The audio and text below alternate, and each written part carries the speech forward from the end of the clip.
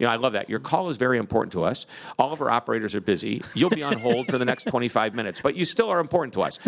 But seriously, if I could tell you, your call is important, and we are having an unreasonable number of calls coming in, or unusual number. Right. And it could be up to 20 minutes. Would you like us to call you back rather than you hold? I've now given you an option that's just started to become more convenient. When we saw the book, and thank you for sending it, of course, with your inscription, The Convenience Revolution, at first, we're like, wait a second. He always talks about customer service. What does the convenience revolution have to do with customer service? Now, of course, on the cover, I'm going to hold it up for all those watching it on video. Okay, quick. Again, you have 2 points. Or actually a circle and an X, and you have this line that's going this whole zigzag thing, but then it goes quick, direct, easy, frictionless, efficient, accessible, convenient. So at the end of the day, this is about customer service, is it not? Yeah, it is. And by the way, do you notice those words are all in a straight line? Because the shortest distance between 2 points is boom. A straight line. But look at all that zigzaggy stuff all around it. That's what most companies do to their customers. Whether they know it or not, they don't plan the process out. So, in addition to customer service, customer experience is a big part of what everybody lives today. And customer service is a part of the overall experience. And creating that convenient solution may be a service-related function where it's people supporting people. But the idea of convenience goes way beyond that. It's part of the entire experience.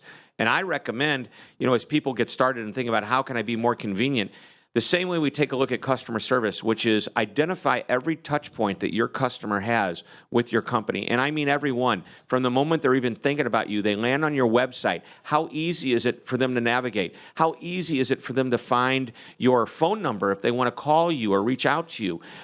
So that, by the way, I use that word easy. I could say how convenient instead. Right. But then we start looking at when they do finally call, how quickly do we get them to the right person, a salesperson, if they call us? And by the way, anytime they're waiting is friction. When you aren't sure when somebody's going to pick up, some minor stress, especially 35, 40 seconds go by, it's like, are they ever going to pick up? You've just created friction. If you walk into a store and your salespeople aren't coming up to you and aren't asking to help you, or maybe there's so many people there that you're wondering if a person will ever find you and help you, that's friction. So you look at every touch point along the way that interaction is with your customer and say, can I make this better? That used to be the word I used in customer service. Still is. What can I do to enhance that moment to make it a better moment? But now I say to myself, what can I do to not only enhance the moment, but maybe even make it a little bit easier?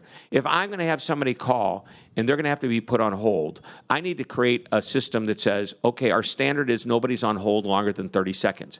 If they are, we need to tell them how long the hold will be. There's technology that will do that. Your hold, I love that. Your call is very important to us. All of our operators are busy. You'll be on hold for the next 25 minutes, but you still are important to us.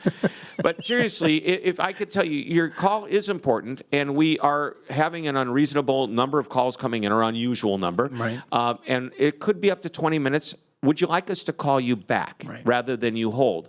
I've now given you an option that's just started to become more convenient. Even more convenient than that is when that same technology, which is asking that question, says, if there's a time after 20 minutes that's more convenient for you, just punch it in on your keypad and somebody will call you back then. That's what convenience is. So I'm looking at that one touch point. And I've now hopefully made it better for my customers. So that's what we do. We look at every interaction point. If somebody's on the website, here's a great example, and I have this example in the book. The Wall Street, I think it's in the book. I wrote an article about it anyway. The Wall Street Journal identified that, as you're subscribing to something like the Journal online, if you can eliminate one field of information that the customer has to fill out. I mean, what do you really need when somebody's subscribing? You need their name, their email address, and their credit card information. Right. Why do you need to ask anything else? But what they found, and I can't cite the exact statistics, but every time they reduced one field of information, even if it was something simple, are you male or are you female? Something that's they increased their subscription rates just by eliminating a tiny little extra step that might have taken a moment to do, but they eliminated friction. I love the honor of interviewing C-level executives and sharing their great advice and perspective on Mind Your Business. I'd love to get your feedback.